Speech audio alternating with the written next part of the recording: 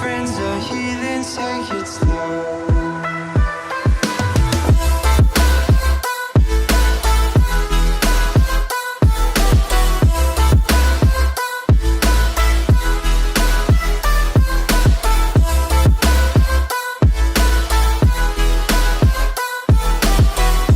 And this camera is going to die, so this is going to be a very quick video. Ladies and gentlemen on YouTube, hello! Now, I've had a couple of people asking me about spicy pizza because I love spicy pizza and they must love spicy food and love pizza because they want a spicy pizza as well. So I'm finally going to make one. One, because I'm hungry and I want food. And two, because I have not heard from China to know for sure, but I don't believe China's coming down this weekend either. And on that note, I was supposed to have 2 more coworkers come over. I thought they were going to be at work tomorrow or last night so that I would be able to make the arrangements with them because we'd already talked about it, but I didn't get their phone numbers. They didn't get my address. There's no time shared, so they're not coming because they don't even know how to get here. So, I don't think I'm going to be doing any cooking this tonight, which actually kind of works out for me because I would have rathered to have done it last night and then spent the night editing, but unfortunately this weekend I actually had to work, so I did not get to do what I wanted to do, which is spend the weekend cooking and making YouTube videos. And since I did not get to do that, unfortunately, this is going to be all that I have for you guys this week for cooking with the big scary guy. And no, I am not about to call my channel Cooking with the Big Scary Guy. As much as Yone would love for me to have a cooking channel exclusively, I'm not really feeling just the cooking channel. So, all this is a cardboard pizza. It's a standard cardboard pizza. It's some no-name brand. It's super thin, and it's actually pretty cheap. I think when I priced these, they were like $2.30 a piece. I get them in a 4-pack, and it's like $8 and something or $9 and something. So all I'm going to do, this is my chipotle mayo and hot sauce mixture. And this is a not a watered down hot sauce. It is a liquidy hot sauce. It's very thin, but it is not Tabasco. It is much spicier than Tabasco. So you can't use something like Louisiana, but you might be able to use something like Shit the Bed, which I actually have. You might be able to use Papa's, one of the lower grades of Papa's hot sauce. David, I did talk to my hot sauce dealer about getting more hot sauces out, but unfortunately that is not something that he is willing to do. So if I can get him to make me a decent amount this summer, I might be able to convince him to make a few bottles for sale just to kind of show him that he could sell them. Granted, I'm not a very big YouTube channel to begin with, so there's not a strong likelihood that all of a sudden he's going to have like 5 million sales or anything like that. Whoops, that's a glob. You know what? I don't even really care because I love this Chipotle mayo and obviously the hot sauce as well. So I'm not even that worried about it. A glob is a glob. And then I'm also using sriracha. So our standard sriracha chili sauce. And I'm just going to make a crust with this. That's all I'm doing. I'm not doing a counter spiral or anything like that. I'm going to go up and over that mayo. I'm not mixing the sriracha or with the spicy chipotle mayo. Just doing a crust. And this doesn't get like a rolling, self-rising crust or anything like that, so it's not really gonna absorb into the crust, but if you wanted to do something fun with it, that is the oven saying that it is time to go in, so I'm gonna roll this in real quick, and this is a super fast cook time. It's only 10 minutes. So if you wanted to do something crazy with it, you could get a better pizza, a better quality pizza, and then take a knife and actually cut into the crust area, and then run a line of the sriracha inside the crust. And then when it actually rises, that sriracha is going to be baked into the crust, and it'll be a lot of fun. Oh, I forgot. These are considered educational, so I can use them. If you want to get like a DiGiorno pizza, which is a little bit higher quality pizza, you can actually do that and cut a line or cut into the crust of the pizza using a knife, and just fold it over. You don't really want to fold it over and break the crust, because that will change how the crust rises. And instead of having a nice round crust, what you'll have is a V-cut crust. So you don't really want to do that. You want to get as close to the base where the cheese is at, and you're going to want to make a really small thin line or cut inside the crust, all right? And then you'll take your sriracha bottle and you roll it in there.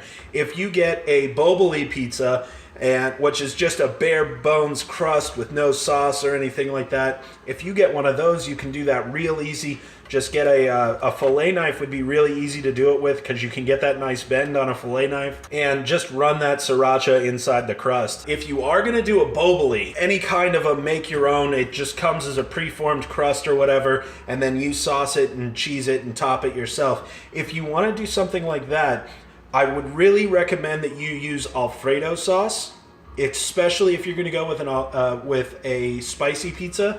Or if you want to go with a more smoky flavor, you can use barbecue sauce. Barbecue sauce is awesome, especially with spicy flavors.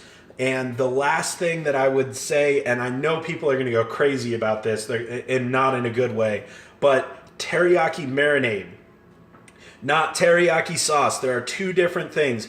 There's actually a couple of different types of marinades too. There is a really thin marinade, and it is just like a Tabasco sauce as far as thinness or viscosity is concerned.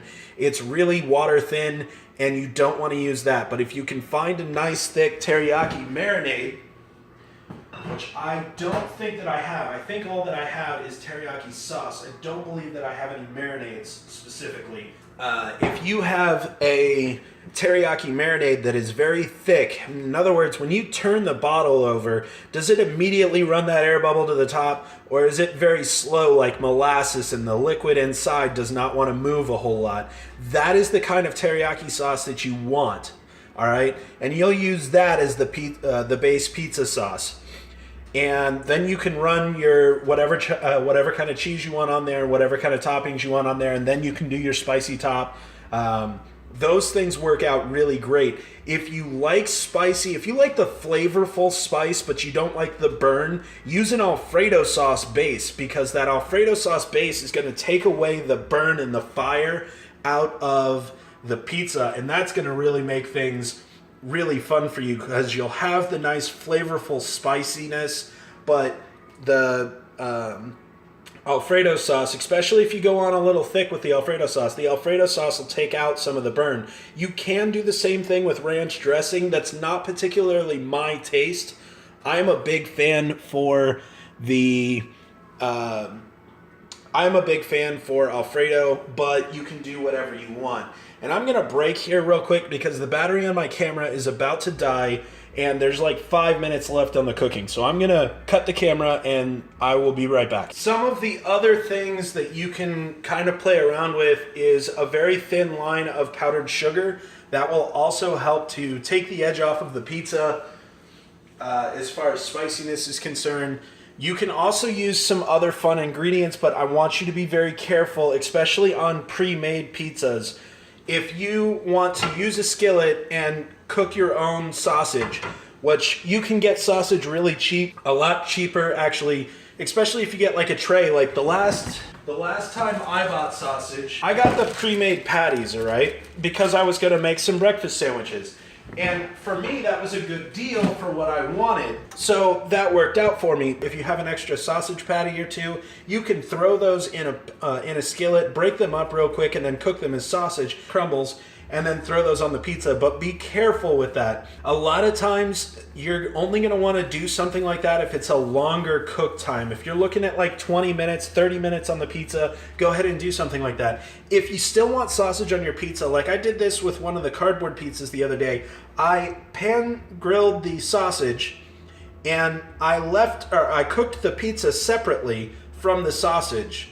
And then when the pizza came out, I put the sausage on the pizza. And the only reason I'm saying do it that way for a shorter bake time, like this is only a 10-minute pizza. If it's a short bake time, usually what will happen if you put the sausage on there before you cook the pizza and it's a shorter cook time, the pizza itself will either overcook because you extended the amount of time needed for the sausage to cook in with the cheese, or you'll get an undercooked topping set, and that'll be that. So I do want to be careful. I do want to warn you guys about that. If you're making your own pizza, if you've got like a 20-minute cook time or something like that, if you hand roll out your own dough and stuff like that, then you can cook the sausage and all the ingredients and stuff like that beforehand. Let them cool in the refrigerator, then put them out on top of the pizza, and then put the pizza out in the oven like you would any other topping set that you were adding on a build your own. Or if you wanted to add ingredients to a pre-made pizza like what we just did, then you could do stuff like that too. Now, I'm not really in the mood for sausage. I kind of want to save those because I have, oh no, I only have two. I could actually do that, and I think I'm going to real quick. I think that's exactly what I'm going to do. I'm going to grab one sausage patty out of here, and I'm going to turn that into crumbles. Just because I can. For you guys. I've only got like a minute left on this timer too, so I'm gonna have to blaze this.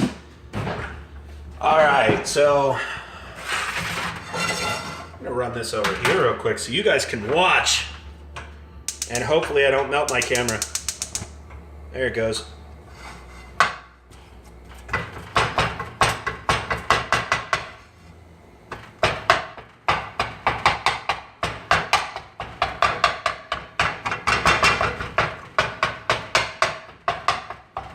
And I am just gonna massacre this stuff. Two things. One, this meat will cook a lot faster if it's chopped up.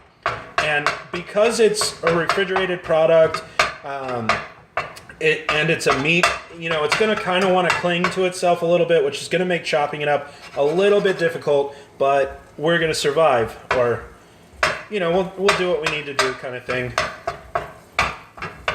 And I'm actually just going to use this chopping to kind of help move the meat around. And it's only going to make the pieces smaller, which is fine. And that is the timer for the pizza.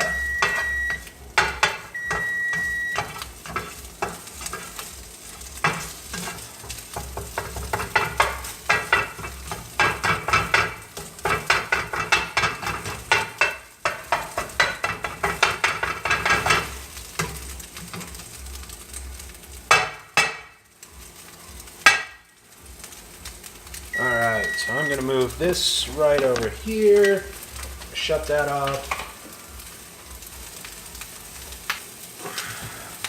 Look at that nice pizza right there. Let me get this sausage cooked, I'll get that on top of the pizza, and then we'll cut the pizza. But I did want to show you guys it did come out pretty good, or looking pretty good so far.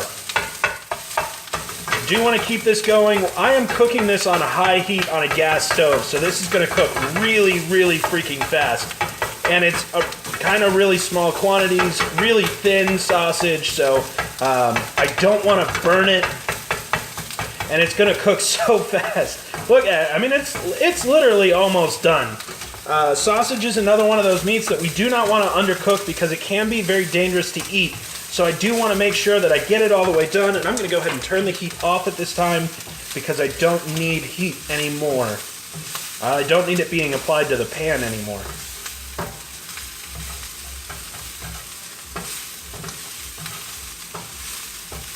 And this sausage is actually done. You guys can see it's pretty crumbled up pretty well.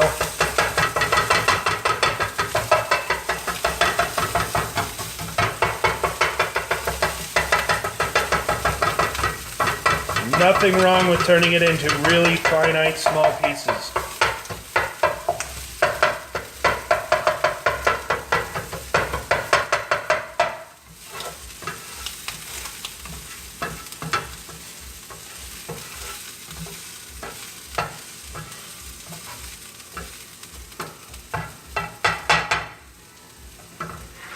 That is done. We're swapping this back over so you guys can see this nice, beautiful pizza.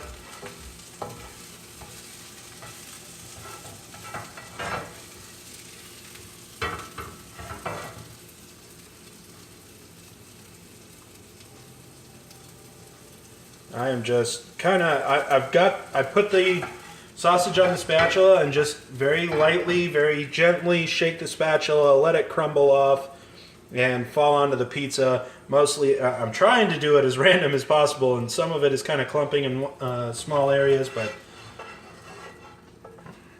get the last of this sausage out of this pan.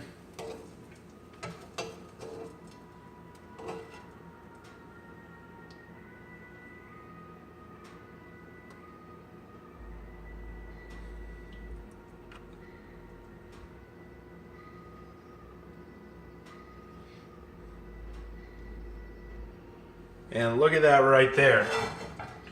So we have turned this cardboard, boring pepperoni pizza into something that is very delicious. I do promise you that. We are gonna go ahead and get a pizza cutter.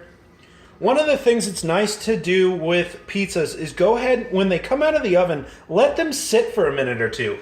That is actually an okay thing to do, and you should do it, because when you finally do get around to actually cutting the pizza, the cheese will be too cold to actually melt back into itself, and that'll help your slices be much better defined when you actually go to pull them apart. So, and I think we're about at that point in time. Yeah, because the sausage is not really, the cheese isn't really melting around the sausage so much as it's pushing out of the sausage's way, which is a good thing. And now I'm gonna go ahead and cut it.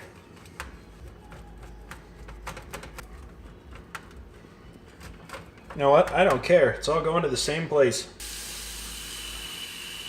That's how we make a big scary guy pizza. So I hope you guys enjoyed this. This is a rather short cooking video. I did want to at least cover some things that you could do with the pizzas and make them much better for yourself. It is a nice looking pizza. It is certainly not anything to scoff about as far as the enjoyability of this pizza. It's going to be a good pizza, and I cannot wait to eat it.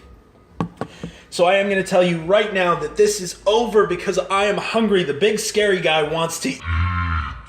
So I will see you guys later. Bye-bye.